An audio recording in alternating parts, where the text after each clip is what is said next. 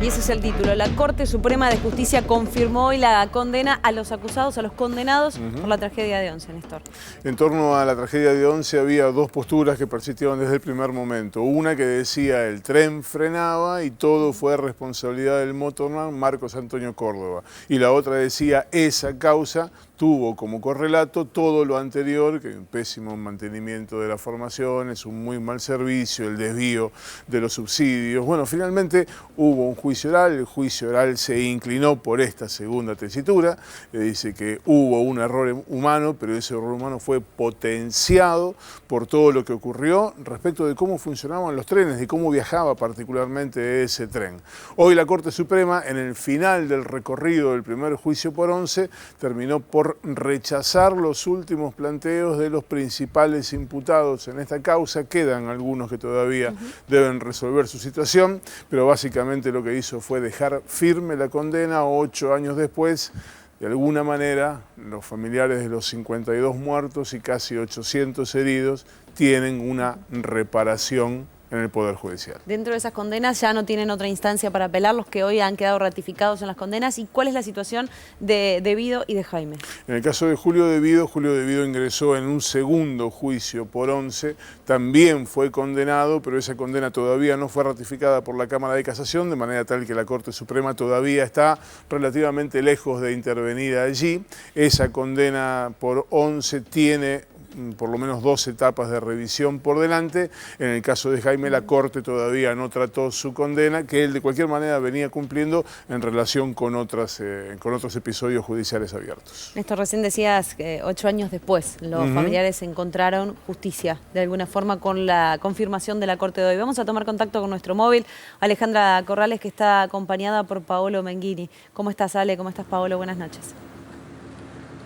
Gracias, Gaby. Buenas noches. Así es, exactamente 8 años después, 52 muertos y cerca de 800 víctimas fue el resultado de esta terrible tragedia que, recordemos, sucedió en la estación de Once. Estamos con Paolo, compañero nuestro aquí de la televisión pública y también papá de Lucas, una de las personas que falleció en ese terrible día. Paolo, contanos cuáles son las sensaciones con las que te quedás vos después de escuchar este fallo de la Corte en la tarde de hoy.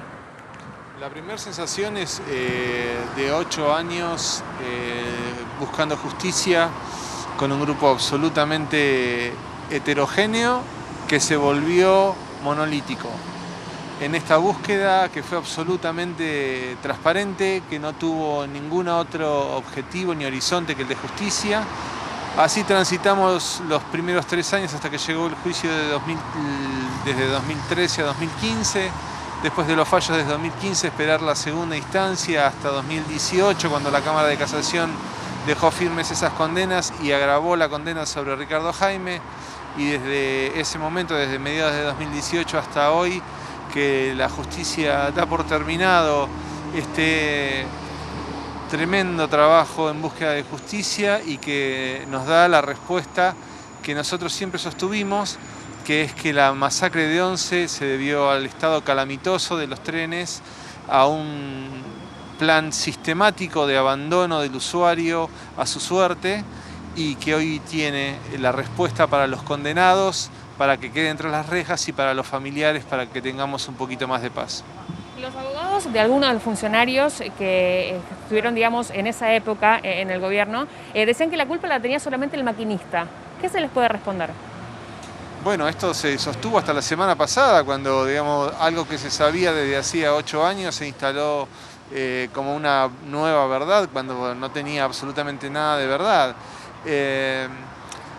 La estrategia de ellos, obviamente, fue siempre culpar a Marcos Antonio Córdoba, que además fue condenado, pero con una pena menor respecto de los empresarios y de los funcionarios. Y quedó absolutamente claro, primero, que hubo un desfalco al Estado de parte de los funcionarios. Son condenados por administración fraudulenta y estrago culposo, por cerca de 3.000 millones de pesos que se hicieron humo. En lugar de la inversión y a cuidado del usuario, se hicieron humo entre las empresas del grupo financiero de los hermanos Sirigliano. Y después, bueno, esto mismo, ¿no? O sea, todo unido. el abandono de las estructuras de los trenes mientras se enriquecían los funcionarios y los empresarios, que terminamos pagando quienes también somos víctimas, ¿no? Quienes perdimos hijos, hijas, hermanos, padres, madres. Pero bueno, finalmente hoy la Corte Suprema de Justicia ha cerrado este capítulo de las condenas de 2015, dejándolas firmes y respondiendo a todos aquellos que durante 8 años se llenaron la boca hablando de una responsabilidad individual cuando esto fue claramente una responsabilidad grupal que nació desde los poderes económicos y políticos. Gabriela, Paolo ya te está escuchando. Gracias, Ale. Paolo, ¿cómo estás? Buenas noches. Me voy a quedar con Hola, parte Gabriel, de tu respuesta y la primera pregunta de Alejandra, cuando ella te preguntaba por las sensaciones y vos dijiste nos queda un poco más de paz. Esta noche, cuando pongas la cabeza en la almohada, está claro que a Lucas y a ninguno de sus familiares, de todos ustedes, van a volver, no los van a recuperar. Pero ¿qué sensación te queda realmente? ¿Que faltó un poco más de justicia, que faltó celeridad para llegar al final de todo esto? ¿Cuál es la sensación que crees que vas a tener hoy a la noche? Mira, la sensación de tranquilidad, de haber hecho lo que tenía que hacer, de haberle puesto el cuerpo, de haberle dado a mi hijo el amor que le di en vida, dárselo cuando me lo arrancaron, de haber formado parte y formar y seguir formando, porque esto no termina con el grupo de los familiares de ONCE, no va a terminar nunca. Somos hermanos de la vida y así seguiremos. Entonces estaremos unidos por siempre. Por siempre esta lucha nos ha marcado la vida, la pérdida nos ha marcado la vida, pero la lucha también. Entonces, de una gran tranquilidad y de haber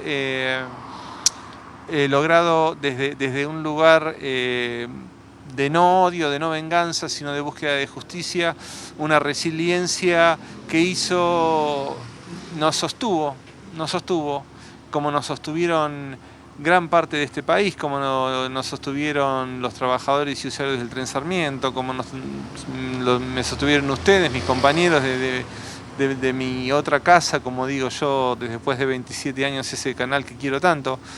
Entonces he dejado todo en búsqueda de esta justicia. Entonces voy a cerrar los ojos y le voy a decir: Chimu, lo hicimos, hijito, lo hicimos. Paolo, buenas noches. Esta etapa que se cierra hoy y que seguramente dará mañana espacio a que arranque una nueva forma de duelo, ¿sirvió para que hoy no pueda pasar ONCE de nuevo? Ojalá.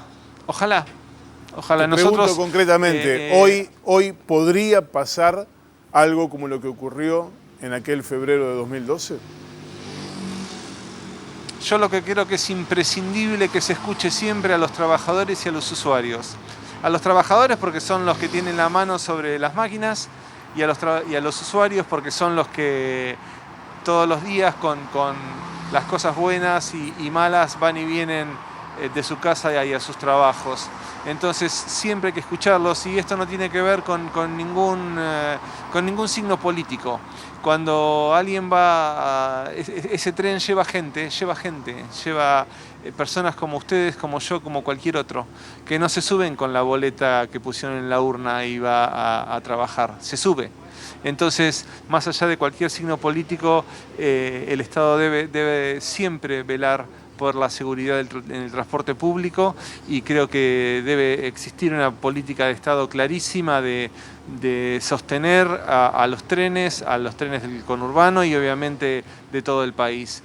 Entonces, si algo vamos a dejar, yo creo que es, como les decía recién, una lucha sin odio ni venganza.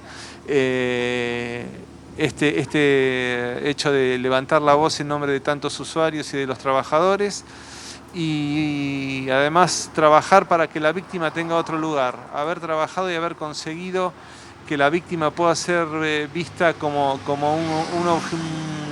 un grupo que puede movilizarse sin banderías políticas, venciendo todas las diferencias que pueda haber en pos de un objetivo común.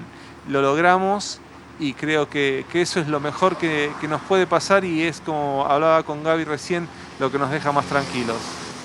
Paolo, gracias por estos minutos, por contarnos tus sensaciones después de esta jornada tan movilizante como fueron, sin lugar a dudas, los últimos 8 años de tu vida y la de todo el resto de los familiares. Sabés que desde acá admiramos la fortaleza, la entereza que tuviste pidiendo justicia, al igual que el resto durante estos 8 años, y la tranquilidad también nuestra es saber que mínimamente han encontrado paz, como decías recién. Gracias. Abrazo y beso enorme a la distancia. No, a ustedes y bueno, como siempre digo, a todos los integrantes de mi casa que desde el primer día me han apoyado tanto, desde todos los lugares. Beso enorme, Paolo. Beso también, Ale. Gracias por Hasta luego. por estos minutos. Hasta luego. Seguimos con más